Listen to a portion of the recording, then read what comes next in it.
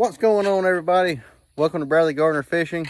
Today we're going to talk about my top 5 favorite baits for the dog days of summer. It's 4th of July weekend and fishing's only going to get tougher and tougher. Let's jump in the garage right here in the boat and let me show you what I like to throw during the dog days of summer. We're going to probably split this up in two videos. I'm going to do like a shallow version today of my top 5 baits, and in another day or two I'll release another video showing my top 5 favorite deep water / suspending fish baits. And let's get into it. All right, we're going to jump into my top 5 favorite baits for the dog days of summer in July and August, and even into September here in the South. And let's jump into my top 5 favorite baits. My first one has to be a frog. I love throwing a frog. This is a regular Spro bronze-eye frog, and I also like throwing a popping frog. This time of year I'm gonna go find back of creeks, back of pockets, somewhere where most people ain't fishing, and the bites is gonna be few and far in between. But generally, if you get bit on the frog, tournament fishing or fun fishing period, you're gonna catch a good fish doing it, and you might get lucky and catch a bunch of fish doing it. What's crucial is your line and your setup. 50 to 65 pound braid, depending on your type of cover. Grass, I'd say 50 to 65 easy. If you're gonna fish around some bushes, you might go down to 40, but I'd suggest 50. To me, 50 is all around just a good size line for a frog if you don't know what you're gonna get into. If you're going somewhere like Guntersville, Chickamauga, somewhere like that, it's got a bunch of big fish and a bunch of matted vegetation, I'd suggest going up to 65. And always have a 7.3 or bigger, longer rod, heavy action, always. So my minimum is a 7.3. I know people who frogs with smaller rods, which it suits them the best. But once you get into matted vegetation, you have to have a longer rod. And to me personally, a 7.3 is just good all around. I can skip with it. I can make long casts and mats. I can do whatever I want. I can do with this rod. So that's crucial. And always a 7-gear ratio reel for a frog. Next one is a bait that I love to throw. We have a love-hate relationship, and that is the old reliable buzzbait. This here is a 3/8 ounce War Eagle buzzbait. You can see that head is like been smashed. I've caught so many fish on this buzzbait, and to the point I've tried to change the blade out 2 or 3 times because there's something about this particular one. I bought some new ones, and something about this one I just catch the crap out of them on it. But anyway, I like throwing a buzzbait this time of year because it's something I can just roll down the bank by bushes, docks, stick ups. If there's a mat of vegetation, I can throw it right to the edge of it and they'll come out and cream a buzzbait. What I do, I take the skirt off and I put a trailer on. I've tried a horny toad. To me, it's just it just weighs it down too much when you go to throw. I have a hard time throwing a horny toad on a buzzbait. But I went down to a Z-Crawl Junior. It's a white Z-Crawl Junior. And my catch ratio on it has went up so much more. The last couple of years I've been playing around with a buzzbait on whether to throw braid, fluorocarbon, or monofilament. And I'd go and have 3 rods, and I got to the point where braid, I was catching 100% of my fish. If they bit, I was putting them in the boat. Well, this year has changed on me. I lost a few big ones because I was throwing braid. They short lined me and I lost them. So I switched up to, this is 17 pound fluorocarbon. And yes, I said fluorocarbon. Because everybody knows fluorocarbon sinks. But with that trailer on the back of that buzzbait, as soon as it hits the water, it don't sink very quick. So I mean, as soon as it hits the water, you better be ready and start reeling, because man, and you got just a little bit of stretch, but ain't got as much as monofilament. So when they come up and blow up on it, you can lay the hammer to them and pull them out of anywhere you want. 17 pound fluorocarbon is real crucial, because if you go up to 20, you can't cast as far, which some people, that's okay, depending on the type of cover you're fishing. But I can skip with it. I can make a super long cast, and the bites on a buzzbait is just unbelievable.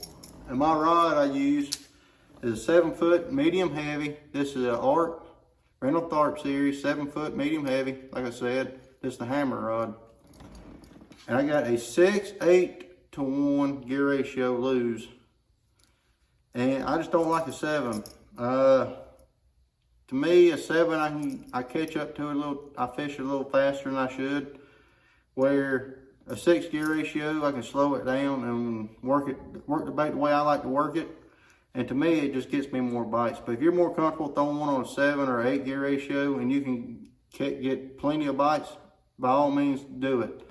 I just like a 6 gear ratio because it slows me down. Because after 1 or 2 blow-ups on this, I can't slow myself down. And when I'm throwing a 7 gear ratio, instead of me reeling like this, I'm reeling like this the rest of the day, and I won't get another blow-up on a buzzbait.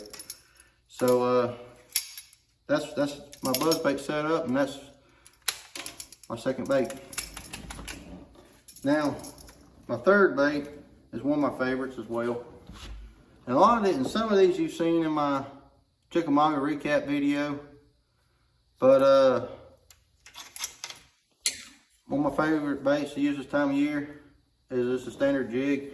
This is a 1/2 ounce. This time of year, I normally change up and go to a 3/8 just for a little bit slower fall. These fish are, this time of year, the fish start getting real stingy. They don't really want to eat, and you just got to have a slow fall presentation in front of them sometimes to get them to eat.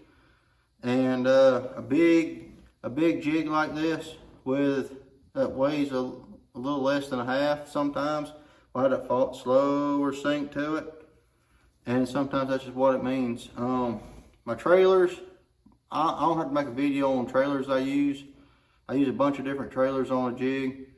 But the one I use this time of year a lot is just a super chump. I know a lot of people use the big salty chump. I'm not a big fan of the big salty chump, but I've had tons and tons of luck and success with the super chump. It just, to me, it just gives it a little bit longer profile, so it's a little bit bigger profile in my opinion, and allows some fish to really grab it and think it's like a bluegill or a big crawfish or something like that on the bottom. Always on my jig when I'm flipping, 20-pound fluorocarbon, a 7/6 heavy action rod, and a 7 gear ratio reel. To me, a 7 gear ratio reel, if I flip under a dock, up to a bush, edge of a mat, and to a blowdown, when I stick them, I got the power to get them out of it. I know a few people who actually goes to a 6, but they have a little bit harder time getting them out of the cover, even with a big rod, because they can't take up enough line to pull them out. So I believe a 7 gear ratio is about the happy medium for me. It works well for me. You can even go up to an 8 or 9, or I think the Revo Rocket now is up to 10.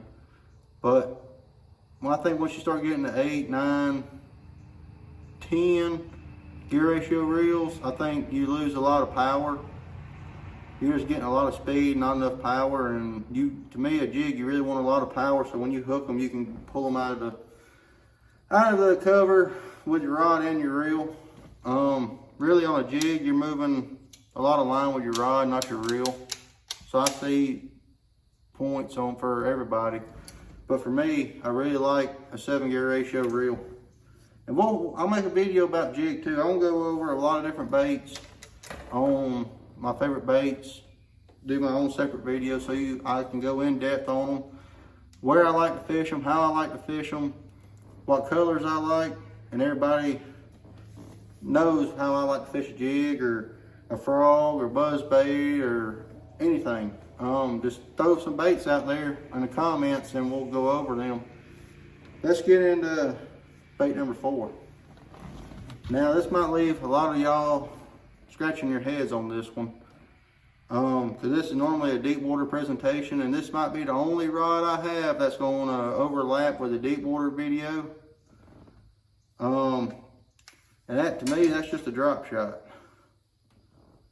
I love throwing a drop shot this time of year, and for me, I take a drop shot after I fish a bush or a blowdown or even a boat dock.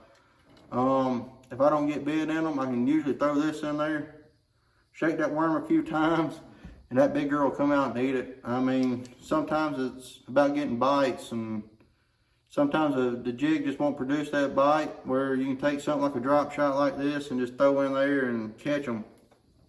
The worms I like to use, I use a few different ones. I like the Zoom Z3 trick worm. The Zoom original, I think it's just called the original worm. It's got kind of like a flat tail on it. To me, it reminds me of a robo worm, but they're a lot softer. I've caught tons of fish on those. I can't tell you how many fish I've caught on the Zoom original worm since they brought them back out, and the Z3 trick worm. My favorite colors, Morning Dawn.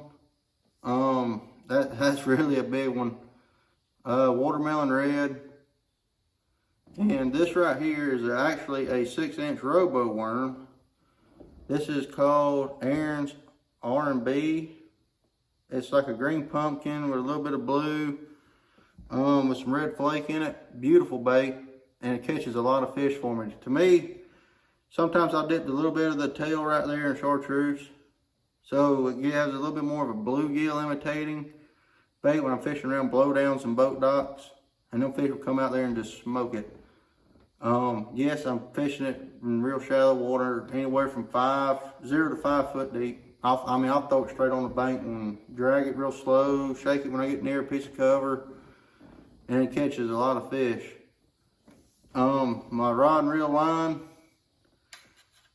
for a drop shot this time of year and around the cover I'm fishing, I'm going anywhere from 10 to 12 pound fluorocarbon.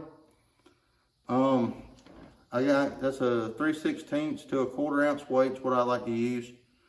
And my hook, I Texas rig my worm, always. I either use a 1 or 2/0 round bend worm hook, just a regular offset worm hook, or this one right here. This is a owner cover shot. I think this is a 3/0, 2 or 3/0 hook is what I like to use. And the robo worms and Zoom original worms, if you can see, I don't know if you can see it real well, the keeper on it, it's kind of like a flipping hook. It's got a monofilament or fluorocarbon keeper on it. That helps a lot from not tearing your worms apart. I really like that about that, with it being a straight shanked hook. I'm the same way on my flipping hooks. The rod, I like a 7-foot medium. I go with medium action because I mean, one, you're fishing a drop shot, and a medium heavy might be a better bait, or better rod, I mean. But I just like a medium action. This is a 7-foot medium Randall Tharp series rod. And to me, this medium action rod has the right amount of tip and a lot of backbone to it for a medium action rod. It's not too soft as some mediums are. And this is just one of them rods to me I really, really like. It loads up good. To me, this is one of the best all-around spinning rods I've used.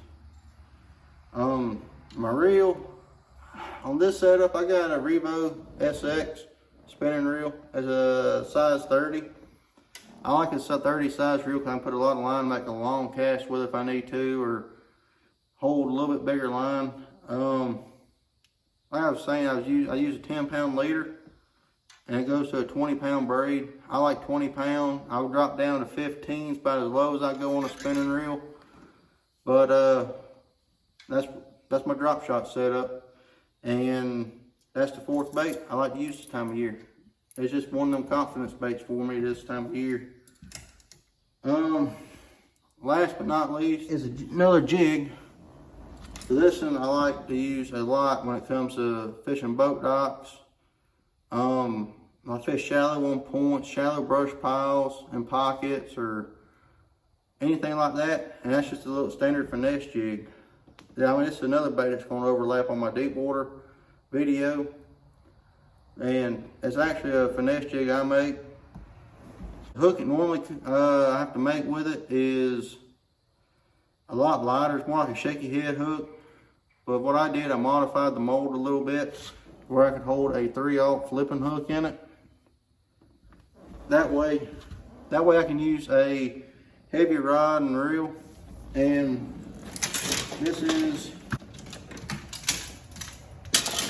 this rod and reel I use. It's a Daiwa Tatula.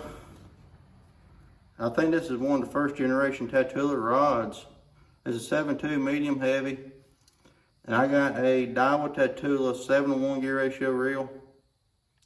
Right now I got 20-pound fluorocarbon on it. Fishing this finesse jig, I thought I'll skip it around bushes, blowdowns, boat docks. And this little joker right here will just flat catch on this time of year. Me and a buddy went last year in August. I was flipping the big jig. He was throwing this around behind me and he was catching, I mean, 10 to my 1. My 1 was big, but he was catching a lot more on this little finesse jig. And they were all 14, 15-inch fish, which is size limit on my local lake. But they'll eat the crap out of that little bait.